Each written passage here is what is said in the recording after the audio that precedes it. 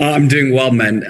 I haven't been in the rugby space for a while. I haven't had the pleasure, so it's really nice to come in here and have the opportunity to talk about a rugby with the boys. Yeah, good, mate. Good to finally be here after the ghosts visit last week. But yeah, I mean, obviously, I gave the guys two tips last week, and one won and one lost, unfortunately. But we will keep it going. It's only the start. So looking forward to talking the games we got ahead of us for the weekend, but also some bets that we can look at.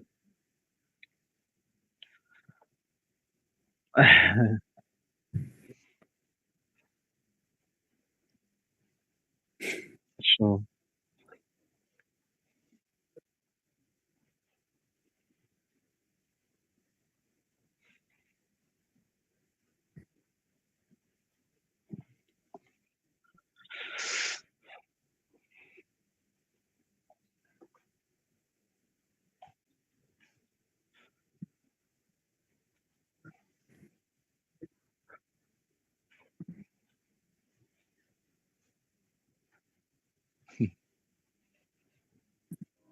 This is me.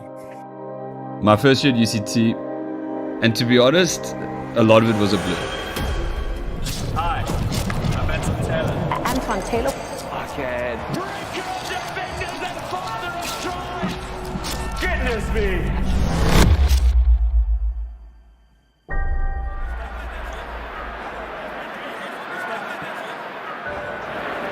There's a Martin Jones.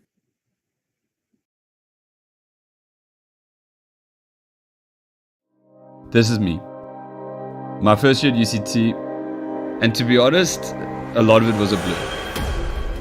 Hi, I'm Anton Taylor. Anton Taylor.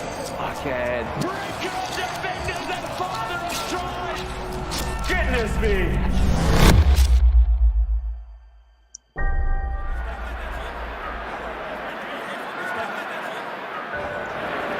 There's a Martin Jones. As well deserved as so.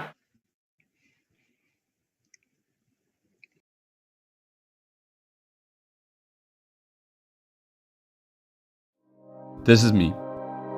My first year at UCT, and to be honest,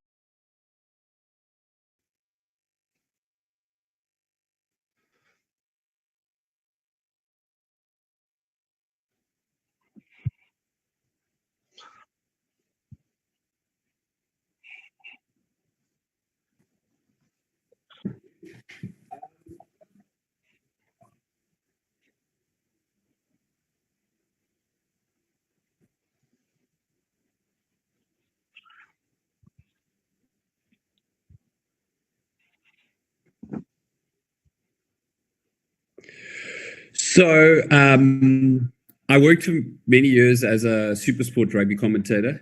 I was an average rugby player at club rugby level at UCT. Wasn't going to make any provincial sides or anything like that. But I always had a desire to be in the space, and I actually started off by emceeing the matches for UCT at the Varsity Cup.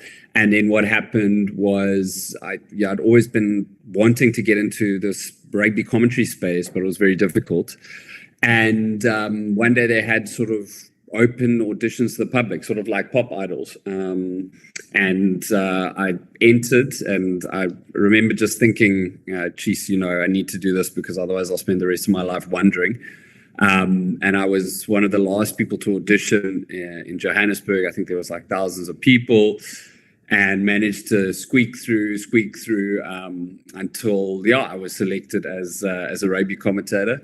Man, and I had just a fantastic time traveling around the country, going to different places. A lot of it Varsity Cup, school rugby, club rugby, Currie Cup, and the Supersport Challenge, if you remember that.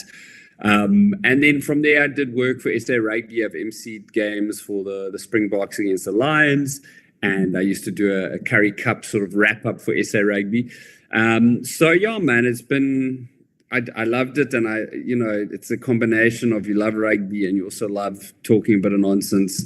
and you get to travel the country. So that's how I sort of came into it. And I commentated about 160 games in total, or a bit over.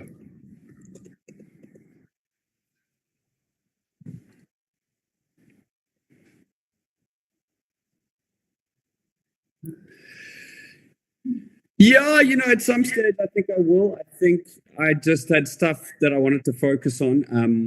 I also work in TV as an actor. And I think it was quite challenging trying to do rugby commentary and the sort of acting stuff at the same time. And I think, maybe I just wanted to take some time to do some stuff, but maybe in a few years, certainly. I am enjoying the sort of somewhat relative peace. It was quite full on, a lot of traveling, and I just thought I was burning the candle a bit at both ends, and now just having a bit more sort of a calmer, more reserved life. Yeah.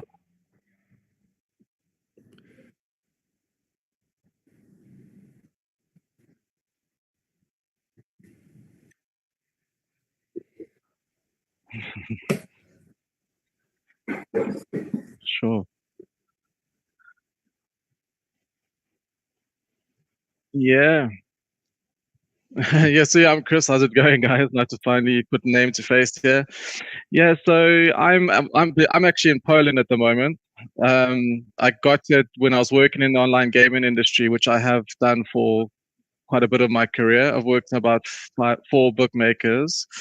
I'm originally from Cape Town, and when I just left school, I went to the UK and I got involved with these guys who like to put a little Saturday punt on at lunchtime.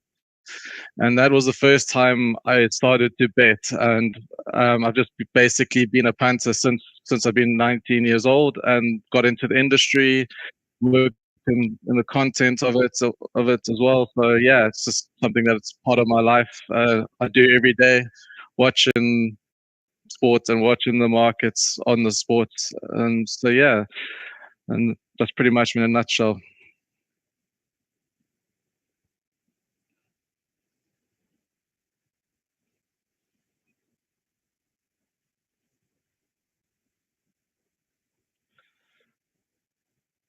Mhm.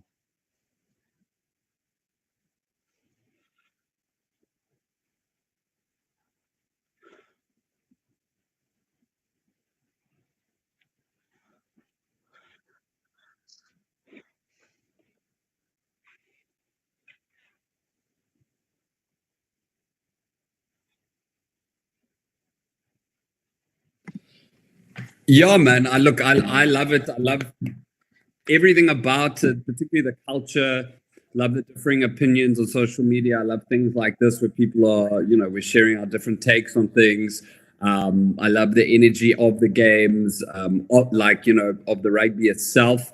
And I think it's like, it's as like many South Africans, it's something we grow up with. So it's deeply entrenched. If you think about Saturdays at school rugby, or going to like for me, Cape Town, used to go to Newlands. So I think it definitely always pulled me in. I think Reza, you've spoken a bit on the show before. I think domestic rugby has, maybe they've played each other quite a lot. So I think it's a bit different a space to it was, I don't know, a couple of years ago. But yeah, man, no, I still love it.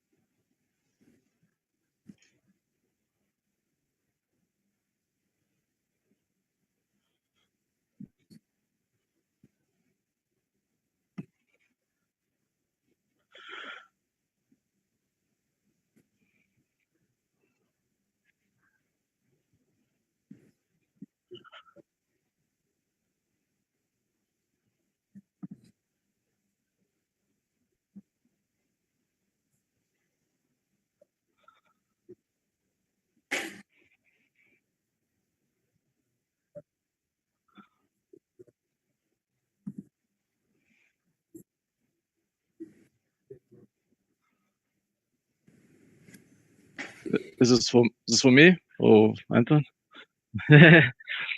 Yeah, I talk about it with my mates all the time. I think this is not just a rugby issue. I think there's just far too much sports in general. We just have so much options on a Saturday. If you think about it, there's probably 5 things we could watch. I just think because there's so much of it as well. We have all the choice, and then because there's so many games, it has kind of taken the meaning out of a lot of these games. I would say, and if time's also getting tough and people have to spend money on these things, they've got to make these choices. So, but the thing is, the stats online, even TV viewership's going down. So it's not even just actually stadium attendances, which is sad to see so low.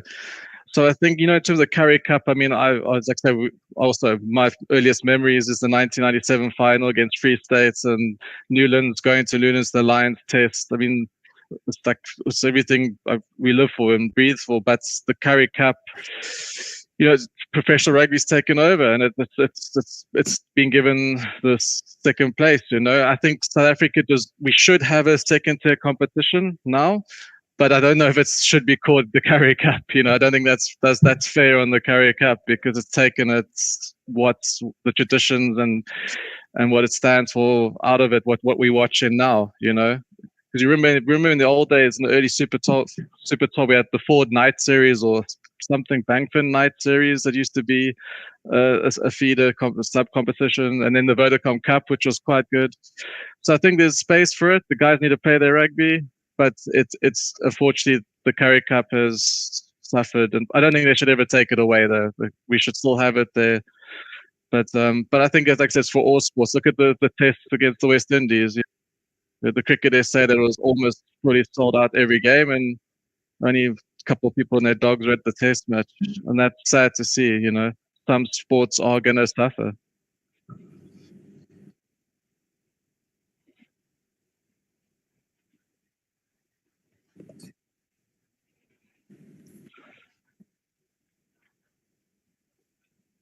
Yeah.